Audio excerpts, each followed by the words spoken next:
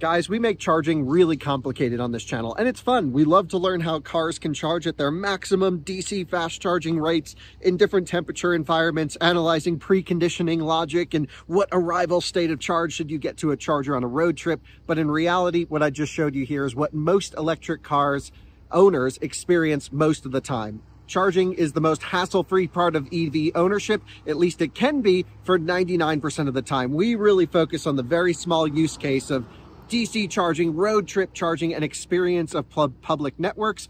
But in reality, most EV owners have the easiest time charging their electric car. I had to make this video because sometimes we don't always acknowledge that. So this is as easy as it is to charge an electric car. Thanks for watching. Bye-bye.